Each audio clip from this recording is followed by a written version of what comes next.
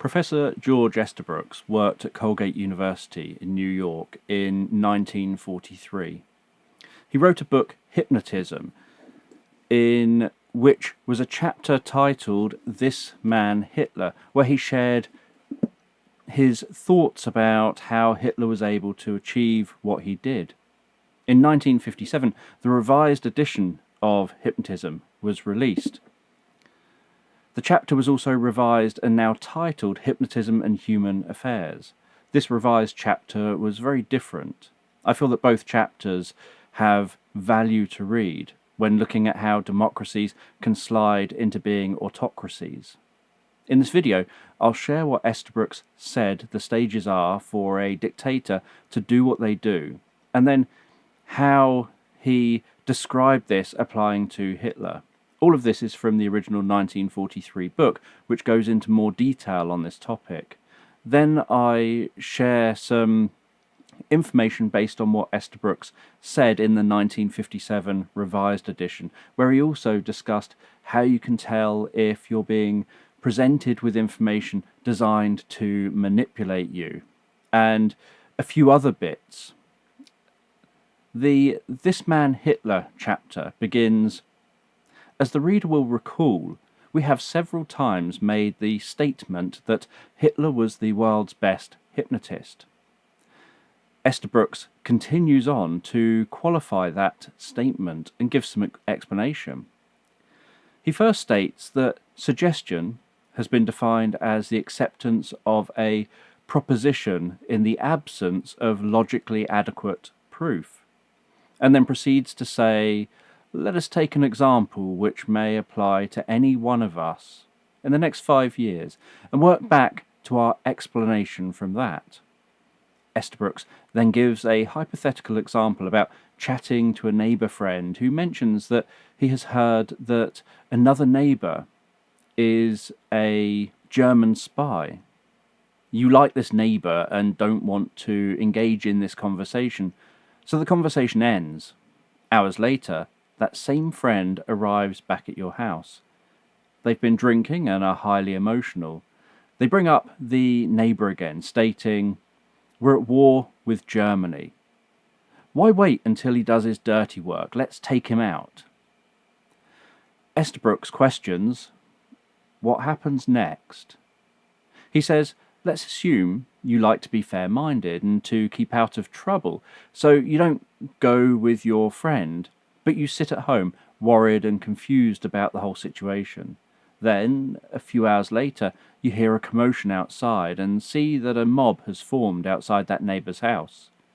You head outside and ask someone what's happening. They explain that he's a German spy. You ask how they know, and they say that everybody says so. And they tell you to come with them to get him. Estabrooks asks, what do you do?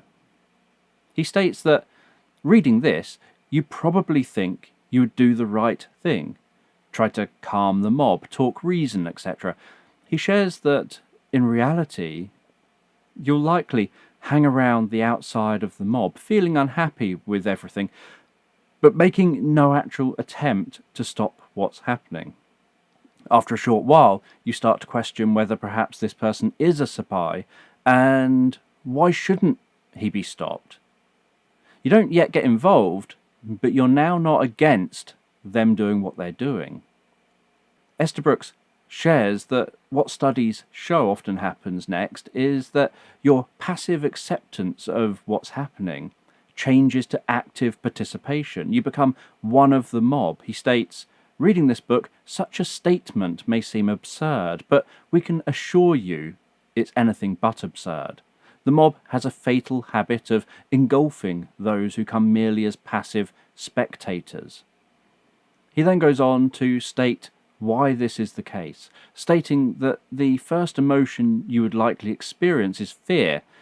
Any attempt to stop the mob would put your life at risk. High emotion increases suggestibility. You may become torn between wanting to do the right thing and being scared to do the right thing. This increases your emotion level even further. Being around the mob makes you more susceptible to emotional contagion. As social creatures, when we are around others, we draw on each other's emotions. We laugh more at a funny movie when others are with us. We cry more at sad movies. At sporting events, people share in the emotions of the experience. We feed off of the emotions and catch the emotions of the group. We experience a restriction of the field of consciousness. We aren't paying attention to lots of different things with our attention jumping all over the place like in normal everyday life. We're focusing on one thing, the roaring of the mob or the wild exhortations of the leader, which blocks out all other stimuli. Nowadays, we have the likes of our social media feeds becoming an echo chamber where we build up our emotions and self-restrict our field of consciousness. At this point, the person is already highly emotional and narrowly focused, and then suggestions or ideas are being presented in a highly emotional way, making them more effective. Why do we have sad puppies and lonely elderly, etc., in charity adverts? It evokes emotion. The narrative told during the advert focuses attention, restricting our field of consciousness. And then the suggestion to donate and an emotional hook of why you should do this is given. This is done because it works.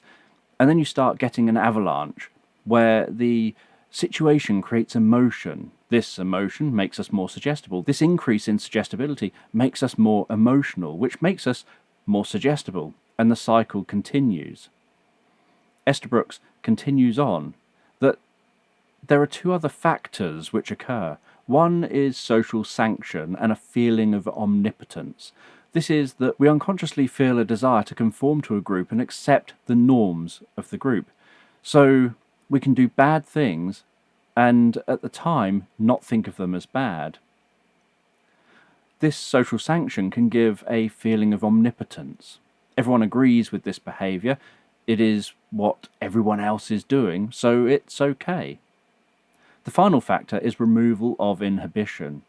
You're emotional, suggestible, and everyone around you in your group agrees and approves of a specific way of behaving, meaning that you're more likely to do acts you would never dream of doing in your normal state. I remember watching interviews with people after the 2011 London riots, when people from the city were saying they didn't know what came over them. They just suddenly found themselves joining in, looting, etc. This is a common thing where people act very out of character and can't explain why, and can even find that recalling is a bit of a blur, as if they weren't themselves, when the reason is they fell prey to the mob influence. Some people will also tell themselves stories or justify their actions, building a narrative for that justification, which they then convince themselves they believe, to avoid facing the cognitive dissonance between their actions and beliefs. After explaining how this works and the stages, Estabrooks continues with mapping this onto Hitler at that time. And some of this may sound scarily familiar today. Estabrooks starts by pointing out fear, that it would be a brave person in Germany to stand up against the leader and voice any criticism. He writes, and this is in the 1943 edition of the book, about how Americans, first hearing about concentration camps and what was taking place in Germany, dismissed it as propaganda rather than believing that it could be true. He states, "Nothing is more difficult than the education of the educated." That people felt those sorts of behaviours were confined to the past and not something people would do today. Estabrooks continues that fear is a powerful emotion, but it's largely negative in its actions. It works well to silence opposition, but it isn't a good foundation to build action on. He says that for that, you use hatred, whether real or imagined. He points out that hatred is dynamic. It can make people blindly open to all sorts of suggestions. Just pick a target or targets for the hate and add to that a myth of superiority and patriotism, and you have a powerful dynamic emotion that can't be stopped by the voice of reason or temperance. Estabrooks then gives some examples about how this was done, mentioning that there was some German research which showed Nordic hens are superior to Mediterranean hens. Estabrooks describes this study as the purest trash, but terribly potent if fed to an inflamed people. He says that the scientists would have been under no delusions as to the weakness of this research, or to their own fate should they refuse to obey orders. Another example given is of a composer who wasn't an Aryan, but his work sold well, and so for financial reasons it was in the best interests of Hitler to have this man in the country. So they said that anyone with at least 75% Aryan blood is officially an Aryan. They took his blood and stated that he had 76% Aryan blood. Estabrooks continues, "There's no test known to science by which we can tell Aryan blood from Mediterranean or Jewish, but that's quite beside the point. Such results, published with the stamp of official approval, are just as true, just as potent as a genuine scientific statement, insofar as they count in arousing public opinion." Estabrooks then talks about Hitler's control of the press and radios. Obviously now that would be the press, media platforms and social media, to restrict the field of attention and elicit emotional contagion, stating, "If we have control over the press and radio, we have a tremendously potent weapon. You use the press and media to focus on your own superiority and patriotism, and add to this in every possible way a direct appeal to the strongest emotions, fear, hatred and anger." Estabrooks explains that in a democracy you need to educate public opinion before a government can take drastic steps, and uses the slow awakening of the United States and Great Britain to their danger as an example, stating that people may well condemn the leaders for the state of unpreparedness in which we found ourselves. We have to blame someone, and we always condemn the government. But if they had dared to advocate a proper rearmament program, they would have been branded as warmongers, and might very easily have been expelled from office. He continues that a dictator can control the press and media and can determine what line of action he will follow. He can reverse his field at a minute's notice. He can whip up his people to fanatical hatred for one group of people, and then suddenly change his tactics completely, overnight shifting ground, stating that the first group are splendid people. It's really this other group that are the problem. And the dictator's followers accept this, like hypnotic subjects accept being presented with a change in hypnotic suggestion. Then overnight, the dictator can change back to that first group being the threat or problem. Estabrooks continues, "We can readily imagine the chaos in this country if tomorrow the president should suddenly announce that our real friends were the Japanese, that we agreed to let them have Australia and the East Indies, while it was our obvious duty, because of American superiority, to take Canada and Mexico at once, with a protectorate over all the Latin American countries, until we could really absorb them." Estabrooks then shares similarities of Hitler's rallies and stage hypnotists' performances, before moving on to the final areas of mapping this onto what Hitler was doing. He shares about social sanction and a feeling of omnipotence, and the release of inhibition, sharing about building up the illusion of being superior and how you are the one being hemmed in and persecuted by all other groups. But it's their God-given duty to rise superior to these circumstances and rule the world. This gives approval or social sanction from the group for taking action, giving people the mindset that taking action that is in line with the group, the only group worth considering, is justified. This gives people permission to be released from all inhibitions in the name of the group and the goal. He continues on describing dynamic leaders who throughout history have done the same sort of thing, stating unfortunately in most of these cases as modern psychology could point out, the leader was definitely abnormal, neurotic, or even insane. The chapter then goes on to examine Hitler in relation to his claims and how none of them match with facts, before mentioning that Hitler may have had a basis for complaint around the Treaty of Versailles. However, at the point of his invasion of Czechoslovakia, every point in the treaty was either settled or on its way to solution, and had he not invaded, he might easily have become Europe's greatest statesman, executing both a United States of Europe and a new world order, without shedding a drop of blood, before stating, but as one writer puts it, that sort of genius does not have that sort of genius, stating that they rapidly learn that they must appeal to emotion, not to reason, and that it is much easier to use hate and fear than love and understanding. With hate and fear, reason becomes our worst enemy. Near the end of the chapter, he wraps up with the leader gets caught in a hopeless and vicious circle. He achieves his end by playing on a man's lowest emotions. These cruel, brutal, and destructive instincts cannot be satisfied. Their very nature must become more and more all-consuming. The fires must burn ever more fiercely. Hitler and his followers can no more restrain their thirst for power and revenge than can a hungry tiger restrain himself in the presence of a lamb.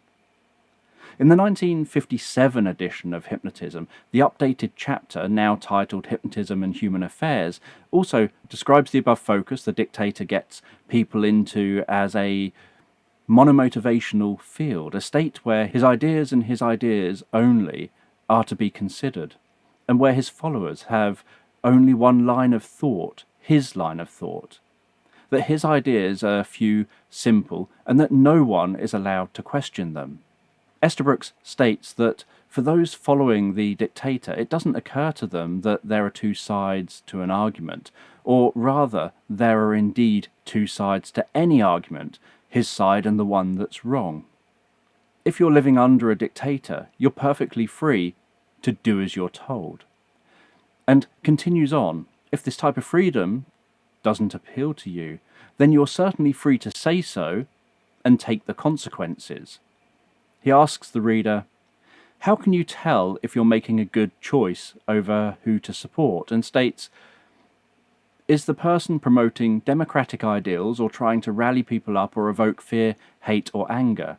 He states that the US has the world's most intelligent electorate, and our politicians are a superior group. However, he then states, when you stop being better, you stop being good, and that electing a potential dictator, you'll make that mistake only once. From then on, he'll take care that your mistakes are always in his favour. Estabrooks suggests that when you hear a politician speak, you're either for or against them. He recommends taking a moment to ask yourself why. Were they appealing largely to your reason, or were they appealing largely to your emotions, especially on areas such as race or religion, as these are often some of the easiest areas to evoke emotion? Another psychological factor worth considering here, which Estabrooks doesn't cover directly in these chapters, is conformity. This becomes particularly important when leaders, officials, or professionals present a confident narrative about events that conflicts with actual observations. In such situations, many people don't defer to their senses, but instead defer to the group. These people aren't unintelligent or dishonest. It's just that powerful social pressures shape how humans decide what is true. Other notable studies include the Milgram experiment on obedience to authority and the Stanford prison experiment on how quickly people adopt roles and take on situational power. Psychological research has shown that people often go along with an obviously fake consensus for two main reasons. One is normative influence, the desire to fit in, to be accepted, or to avoid ridicule, isolation, or social punishment. The other is informational influence, the belief that the group, or those speaking with authority, must know something that the individual doesn't. When professionals, institutions, or leaders speak with certainty, people may assume that their own perceptions are wrong rather than consider that the group could be wrong, especially if they're part of that group and need to maintain their internal narrative of reality, and it is their leader and people in positions of authority giving them the information. This effect was demonstrated in the well-known line judgment experiment conducted by Solomon Asch in the 1950s.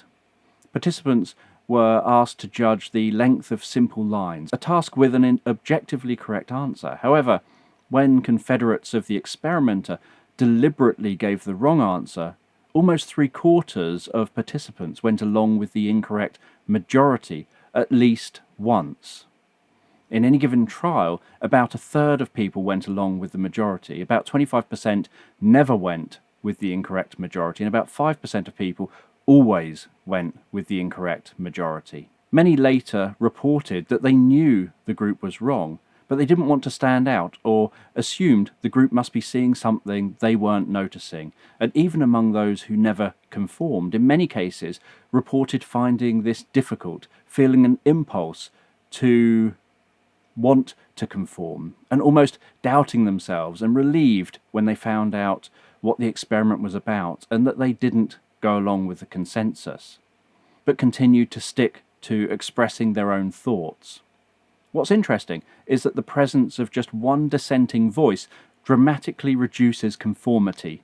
Knowing that someone else also disagreed made it far easier for individuals to trust their own perception and speak up.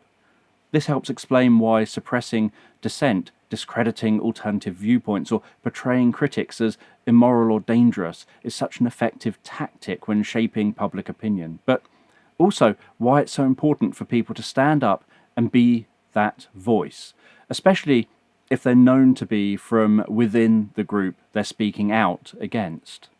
In many cases, people respond to this pressure through compliance, publicly agreeing with a narrative they privately doubt.